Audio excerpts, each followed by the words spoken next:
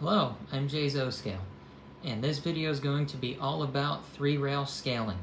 And if you don't know what that means, that's alright, because we're going to talk about it. But first, let's talk about the two engines that are right in front of you.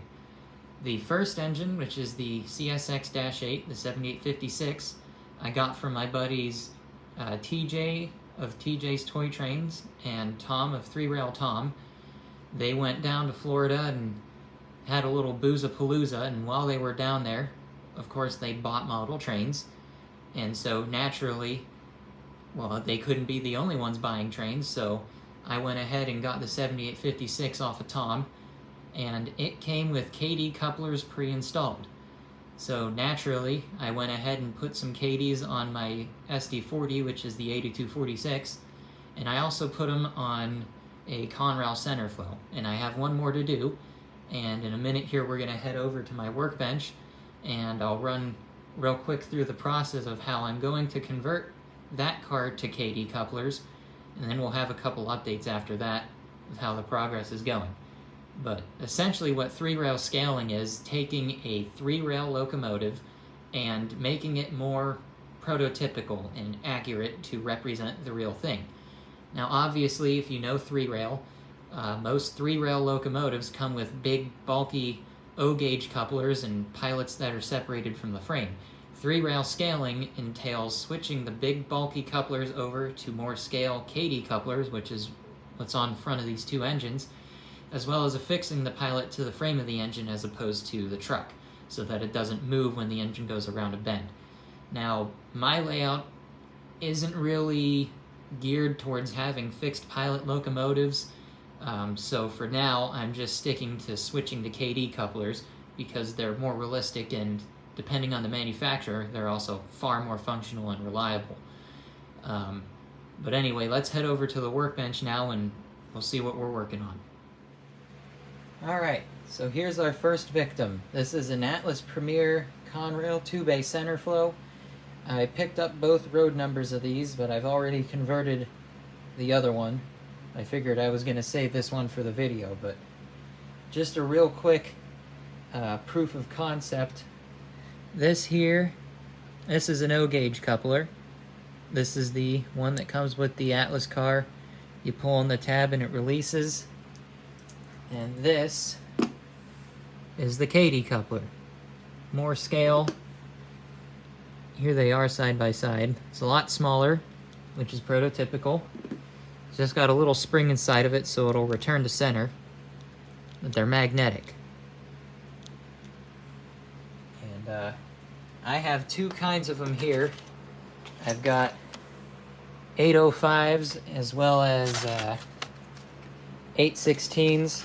The only difference is both couplers are die cast, but with the 816s, the little gearbox is plastic, which isn't really a big deal to me, but I'm going to save the 816s for rolling stock. The 805s can go on locomotives, but essentially what I'm going to do is I'm going to flip the car upside down, take the shell off, take the trucks off, take the couplers off of the trucks, and with these cars, there's two little holes that are pre-drilled. Those are for the Kadee couplers. Matches up with those two holes. So all you got to do is screw these on, then we'll stick it by the height gauge and figure out how we need to shim it. I'm not going to make you watch that whole process. We'll come back in once I have the at least one coupler installed on this car. But yeah, it's essentially what the process is going to be. Alright, well, you wouldn't know it, but this is the same Conrail center flow we had a few minutes ago. Now with the Kadee coupler installed. See, I use those two holes just to screw the coupler on. And this isn't final. One thing we have to do now is take this over to my height gauge and make sure that this is the correct height. So we took the trucks off. You have to take the old couplers off, which is a relatively painless process, but we'll set this on the test track on its trucks and we'll see how off the coupler is. Alright, so here we are over at my normal workbench. This is the Kadee height gauge. You can buy these at most hobby shops. And you just get it situated on the rail, roll the car up to it, and couple it. And as you can see, the coupler is way too high. So what we're going to do is unscrew those and put a couple shims there to lower it down so that it meets the height of this gauge correctly. Alright, so you can see I just threw some makeshift shims under there. I just cut them out of some pieces of plastic, and it's pretty dang close. It's not perfect, but it's good enough for me. So now all that's left to do is do the same on this side. I haven't put that coupler in yet, but we'll put the other one on. We'll paint over these with some paint so you can't see the bright silver, and then it's just to put the shell back on, and then we're ready to run. Well, all is said and done. Couplers installed on both ends. Checked them both with the height gauge already, and they're good enough for me. Not sure if I'm fully happy with them. As you can see, I kind of crappily painted them. But, I don't know, when you see the car going down the track, you're not really going to notice, but yeah, now that's my second Kadee converted rail car. The other one being identical to this one, so we'll go ahead and put it on the track with the other one now and run it around behind the CSX diesel, since those are both Kadee swapped. One thing to note, obviously, since you're removing the old couplers, you do get quite a bit of waste. All of the coupler hardware, the springs and whatnot.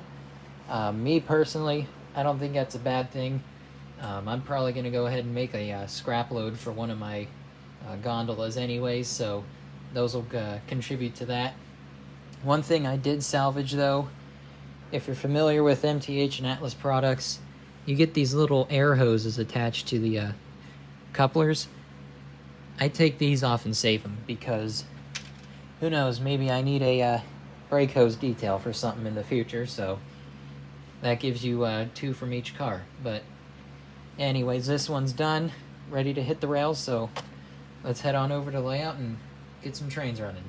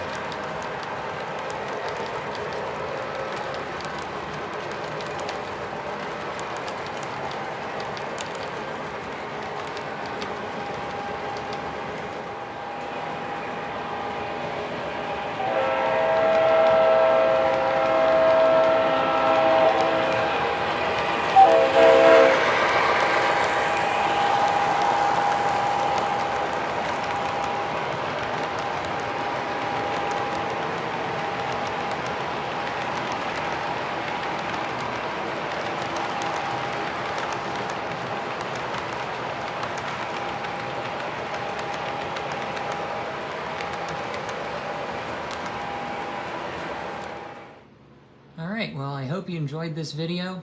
3-rail scaling my modern collection has been an idea that I've been kind of playing with for the last year or so, and I'm pretty excited that I'm finally getting started on it. Again, like I said at the beginning of the video, I really owe this whole thing to two people, and that's TJ of TJsToyTrains and Tom of 3-Rail Tom. I'll link their YouTube pages and Instagrams in the description. But were it not for those two, I wouldn't even have a train like this. You know, thanks to them, I have this 7856-8. I won't say what I paid for it, but it was somewhere close to half of what retail was for these things, so were it not for that, I wouldn't even have this engine. And seeing that it already had Kadee couplers installed, it was only fitting that I took care of the rest of my modern collection and put Kadee couplers on those. But so thanks to Tom and TJ for all this. It really is nice to start getting down to the 3-rail scale route, and I would say it's kind of nice to be a little bit different than the usual, I guess, high rail stuff, but there are a lot of people who do, you know, Kadee couplers and 3-rail scale. Just most of them don't post online at all, but the ones who do are pretty notable. Obviously, Norm of Norm Trains, he does this stuff, but it's kind of neat to get on with it. So, but anyways, if you have any comments, be sure to leave them in the comment section. I'll respond to the ones worth responding to. And yeah, keep an eye out for some more videos. I kind of took a step back from the whole social media thing because I think a big portion of the online O-Gauge community has kind of gotten away from the hobby itself, but I've been wanting to get into videos, and of course I'll be posting on Instagram as well, so keep an eye out for what's coming next. I'd like to get a layout update out, and of course you'll be seeing more of engines like this and Kadee conversions as we go. But anyway, thanks again for watching, and I'll see you later.